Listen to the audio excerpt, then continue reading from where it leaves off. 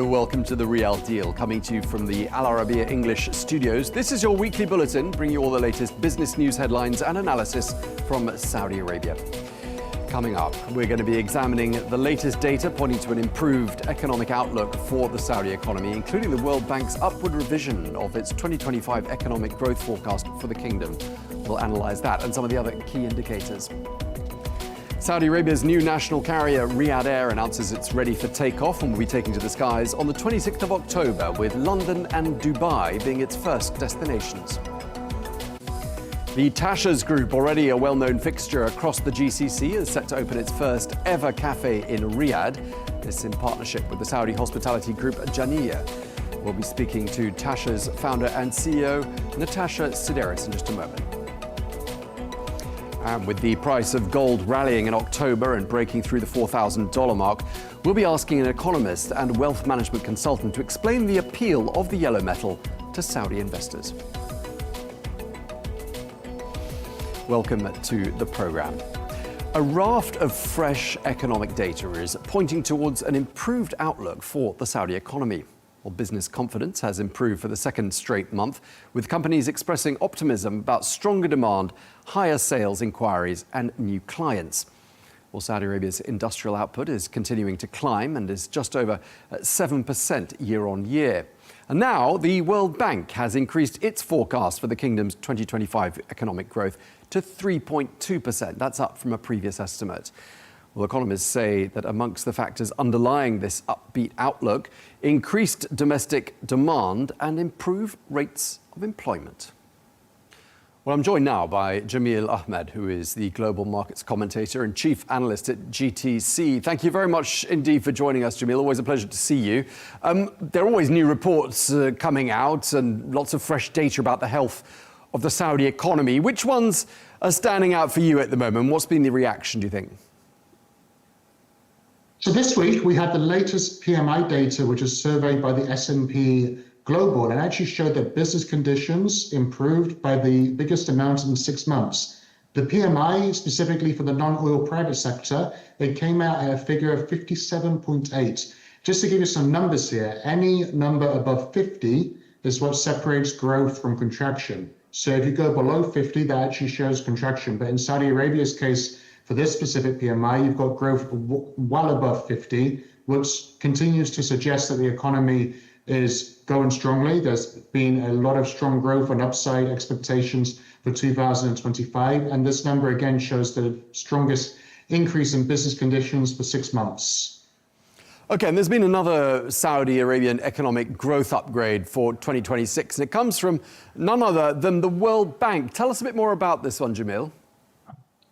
Yes, so it's been a hat trick recently, to be honest with you, because you have the IMF, the OECD, and now the World Bank that have upgraded growth forecasts for Saudi Arabia over 2025.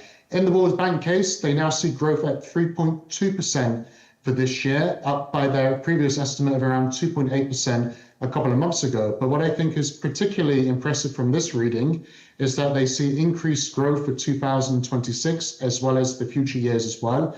And what they have stated is that growth for 2024 appeared to be somewhere around 2%. So in 2025, you've got growth of above 50% over the previous year. And again, that's only the start, because in 2026, you're expecting stronger growth somewhere above 4% as well. Okay, so Saudi Arabia clearly outperforming various growth estimates that were made previously. And overall, do you think it's fair to say the outlook for the entire GCC region looks like it's on an upward trajectory? It does, and in fact, there's a bit of a title that's starting to be developed here, that the GCC region appears to be the fastest growing and the strongest economy in the world. When you consider the global growth, it's somewhere around 3%, but you've got GCC growth that estimates around 4.5%. The leaders of the GCC region are both the economy of Saudi Arabia and the economy of the United Arab Emirates. Well, both are well above expectations for 2025. And I think there's a number of different initiatives that are supporting this, I would say, the upside, because you've got much stronger growth than expected at a time where the world economy has a number of different issues, from trade tensions to other elements of uncertainty. But I think what's also supporting this region is you've got the combination of a weaker dollar which is supporting international tourists and international visitors to come to this region, because obviously our currencies are pegged to the dollar. And at the same time, you've got the GCC region actually was somewhat absent from those trade tariffs that have been unleashed from the Trump administration on dozens, if not close to 100 different economies worldwide. Okay, so I mean, if the GCC is indeed branded as the fastest growing region in the world, I mean, that's quite an achievement, isn't it? That's quite a title. What factors are supporting that sentiment then? We've just spoken about a weak US dollar. That certainly supports an investment, because obviously if you're an international business that's trying to come into the region, then your investment's not going to be so expensive when you're converting that currency now, specifically if you've got euros or British pounds and so forth. Also, I think the lower interest rate policy, specifically in the United States, and the increased expectations of lower interest rates in the United States moving forward, that supports long-term investments, because the central banks in this region do follow the path of the US interest rate policy. I also look at some of the other investments that are taking place in the region. For example, tourism is being increased by international events. The United Arab Emirates, as well as Saudi Arabia, is certainly becoming somewhat of a hub of a number of different exhibitions worldwide. And I think all those factors combined are just supporting the region. But that seems to be a trend that's not only taking place in 2025, it seems to be the narrative that we think that we're going to follow up until the end of the 2030 vision in a couple of years from now. Okay, just lastly, Jameel, we're very much now into Q4. How is the Tadawul Index beginning this quarter? This quarter so far, the Tadawul Index is up about 1%. It's starting to really come back from earlier this year. I think that emerging market sentiment as a whole is also improving. Again, you have that US interest rate expectations is always positive for emerging markets. When you have increased investments in economies and economic regions such as Saudi Arabia that are continuing to pick up, that's supported for the stock market sentiment as well. So I think that, again, over the remainder of the quarter, I do see the momentum there for the Tadawul to continue improving in sentiment and to continue increasing on that 1% we've seen at the end of the first full trading week of October as we do this interview.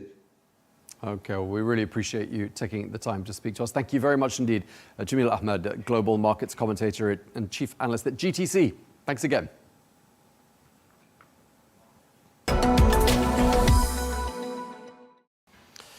In other news, Saudi Arabia's new national carrier, Riyadh Air, has announced that it will be taking to the skies on the 26th of October. Well, London Heathrow will be the airline's very first official destination.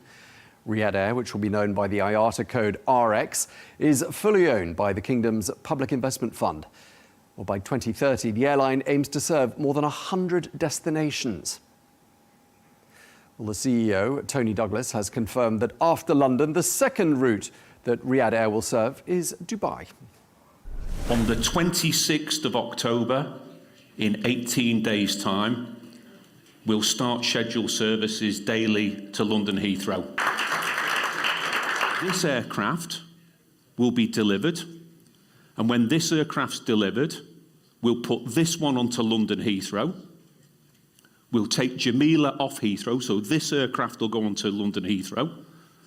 Jameel, here's the second part of this first headline, will go on to Dubai. There you go. Second destination. We'll be opening ticket sales today for employees from PIF and Riyadh Air and their family members to be able to buy tickets on Jameel. The CEO of Riyadh Air, Tony Douglas, speaking there. Let's take a quick look at some of the other stories from the week now. A major chip export agreement between Saudi Arabia and the United States is reportedly nearing completion. Well, such a deal would allow American firms to supply advanced semiconductors to the kingdom. Well, this move supports Saudi Arabia's ambition to lead in artificial intelligence, and the chips will power the new AI company Humane, which broke ground on its first data centers earlier on this year. Saudi Arabia, Russia and 6 other OPEC Plus nations have agreed to raise oil production by 137,000 barrels per day in November. This with the goal of regaining global market share without destabilizing prices. Well, the modest increase was lower than expected as the group treads carefully amidst soft demand. And Saudi Arabia is set to sign a major solar-powered desalination agreement with Senegal. This as part of a broader €250 million investment package. Well, speaking at the Invest in Senegal Forum, the Investment Minister Khalid Al Faleh says that the 300 megawatt photovoltaic project will support water and development needs in the region. This week, Tashas Group is opening its first ever cafe in Saudi Arabia. Well, in partnership with the Saudi hospitality group Jameel, this new all-day dining venue is located at the heart of the King Abdullah financial district of Riyadh. Well, setting this new F&B venue apart from other branches, there'll be more than 25 handcrafted cakes and puddings. Well, Tashas, which is already a well-known fixture across the GCC, was founded 20 years ago by Natasha Sideris. Well, she joins us now. Natasha Sideris, the CEO and founder of the Tashas Group. Thank you very much indeed for joining us here on Al Arabiya English. Well, thank you for having me. I just wanted to start by asking you, a very basic question you probably get asked all the time, but how did Tashas come about? Just tell us a little bit of the brand story. Well, let me see if I can shorten it. So I've been in the food business for over 30 years. My dad was a restaurateur and worked alongside my dad in some of his concepts while I was studying psychology. I'd go to university in the day and have my apron in the boot of the car and help him run his restaurants. And I got addicted. Also worked for another food group and was driving around one day in Johannesburg and realized there was a big gap in the market for, all-day dining that was sophisticated, was exclusive but didn't exclude, and was a little bit more elevated than what was being offered in the country. And I started to brainstorm on what this thing would look like or what this restaurant would look like. And in fact, it wasn't going to be called Tashas. I didn't want it to be called Tashas. We had about 50 other names. And in the end, everyone convinced me to call it after me, of my namesake. And I think it is the best thing I've ever done. I'm extremely passionate about the brand. It is the main brand in the portfolio and the main growth brand in the portfolio. And yeah, extremely passionate about it. And that's how it started. And it started in 2005. Okay, so very exciting time for you. Clearly, so you've just celebrated this 20-year milestone. Now you're entering the Saudi market. Why have you chosen to enter the market now? Yeah, so we already do have, as a group, 3 of our brands in Saudi and very familiar with the market. We love the market. We've been extremely well received. We have a flamingo room in Riyadh, as well as an African lounge and a collective.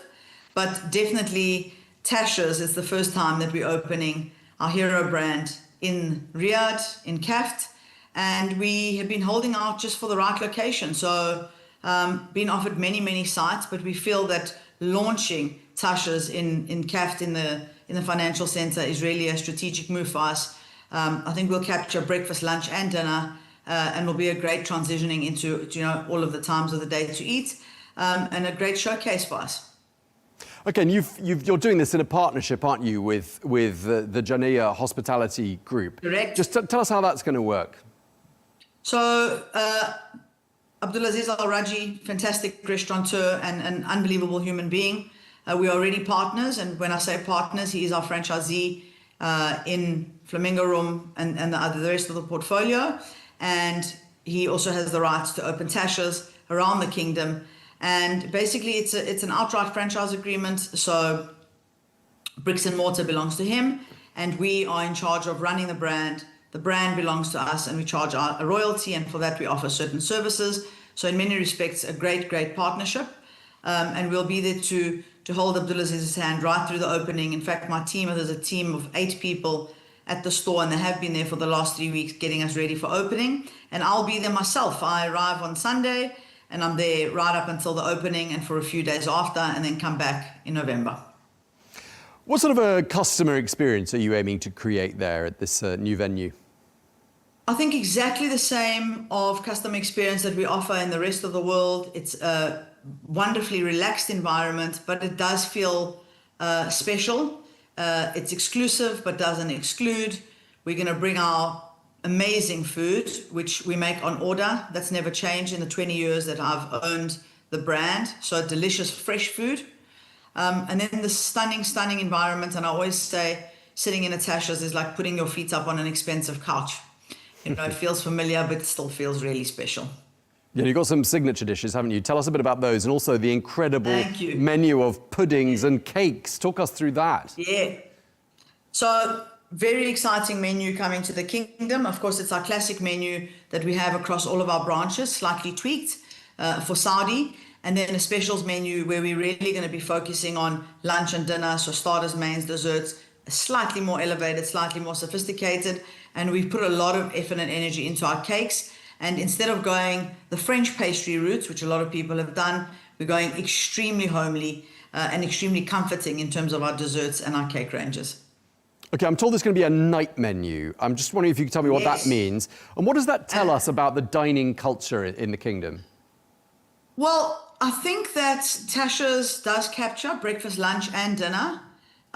Where we have a more relaxed dinner menu in the rest of our venues, we've decided to do specifically a more elevated starter, main and dessert menu, much the same as we've done in Battersea in the UK. Because I think a large component of people who are dining out and guests who are dining out in the evenings. That's not to say that we don't think we'll have a busy breakfast and lunch, but we certainly have to cater for the dinner. I think Saudis are very much like the Greeks. We like to go out late into the evening, we night owls. So we've got to make sure we're capturing the night trade. Okay, what's the profile, do you think, of your typical Tashas customer there in Saudi? Who are you aiming for? Again, Tashas is very democratic. We have got various price points. So whether you want to come and splurge, of course you can. If you want to come in only and have a cup of coffee and a slice of cake, you can do that. And then it's for all walks and all types and all ages. Definitely middle to upper income, I would say. It's not a fast food, but it doesn't exclude. And I've always said that about Tashas as a brand. And I think that's why we've been so successful all over the world, is it doesn't exclude. So, you know, I think we're going to see all walks, all types, and definitely all ages.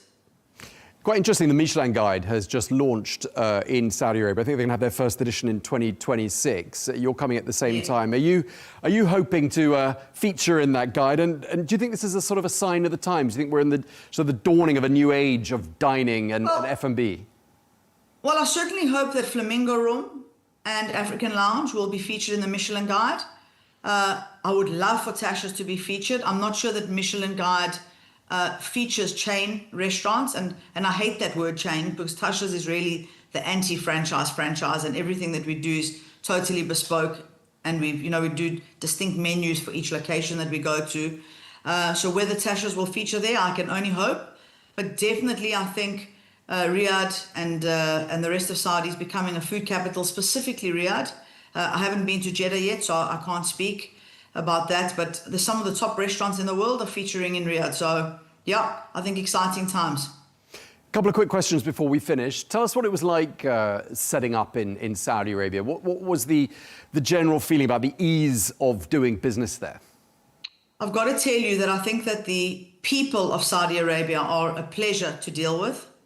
And I think choosing the right partner, as we have done with Jania and Abdulaziz as a human being, as I said before, absolutely so easy to work with and very enthusiastic and passionate about what he does, makes all the difference. I think it would have been a lot tougher had we perhaps chosen another partner or tried to do it ourselves.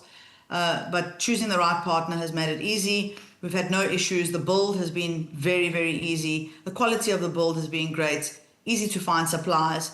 And very much the same as Dubai. But again, I think it comes down to partnership and franchisees. It's all about the people at the end of the day. Okay, just lastly, I'm told you've got some quite bold expansion plans for the next couple of years. I mean, just tell us a bit about those and whether they include further expansion in Saudi. Definitely further expansion in Saudi. I think Abdulaziz has got about 5 or 6 locations that he wants to show me. We are talking about a couple of our other brands. Possibly also bringing Avli into the kingdom. So I would say another 4 or 5, not this year, over the next 2 to 3 years in Saudi. And then we have 17 new openings between now and the end of 2026. So going to be a very challenging time for the group. And we will focus on the things that are important for us. And that is creating these beautiful spaces, making sure that our food's made fresh on order, just this delicious product. And most importantly is hospitality. I think that A lot of restaurateurs are forgetting that the reason we open restaurants is to make our guests happy.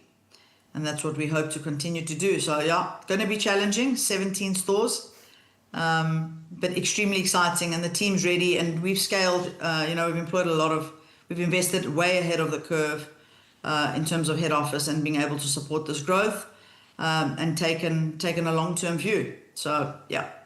Okay, well, with all of that going on, I'm doubly grateful to you for taking the time to speak to us. Thank you very much indeed. Natasha, Sideris, CEO and founder of the Tashas Group. Thank you again. Thank you.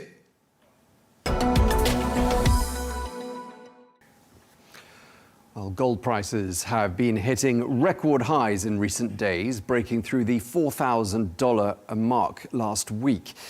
This is driven by geopolitical tensions, inflation fears, and aggressive central bank buying.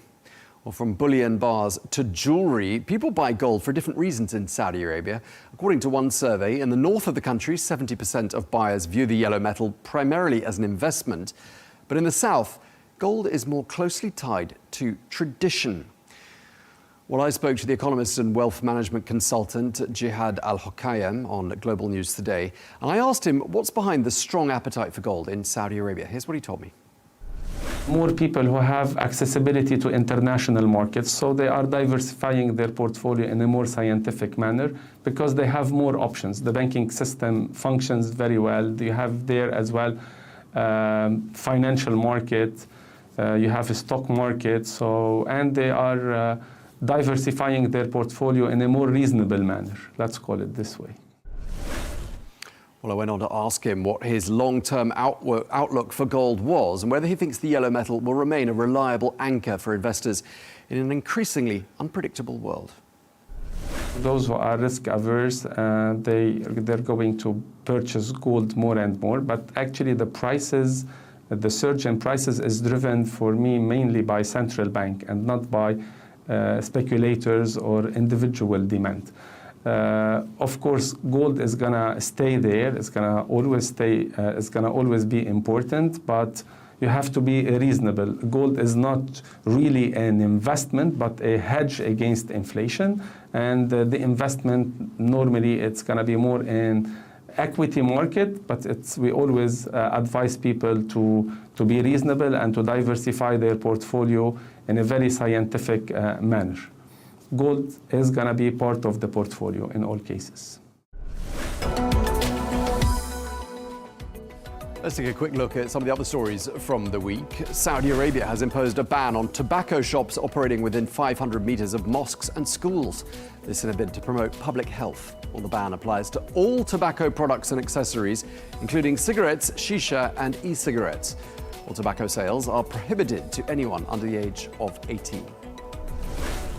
Saudi Arabia has officially granted citizenship to the co-founder of Uber, Travis Kalanick, and the CEO of Red Sea Global, John Pagano.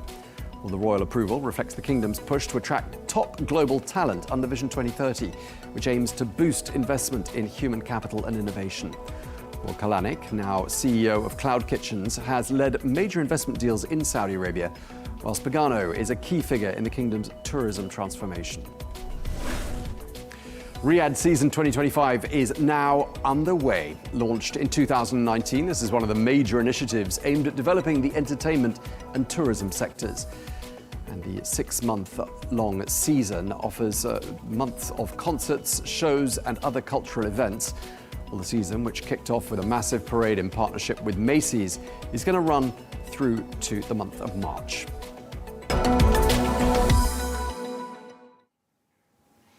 And finally, mobile phones and tablets clearly hold considerable appeal to children, but parents who are concerned about screen time can take comfort from the fact that books are still in vogue.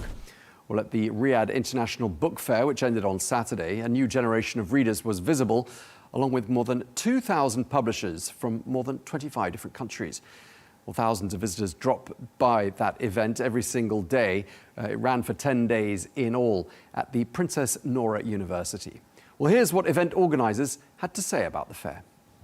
At the Riyadh International Book Fair, We made sure to offer diverse and unique programs for children within the dedicated children's area, as well as activities that include the entire family. We believe the fair is not just a place to display and sell books, but a complete cultural celebration in our beloved city of Riyadh, or as we like to call it, the heart of the world, Riyadh City. Okay, so books are alive and well. Well, that brings you all the very latest from Saudi Arabia, this edition of the Riyal Deal here on Al Arabiya English. Look forward to seeing you again next week. Meanwhile, do stay tuned.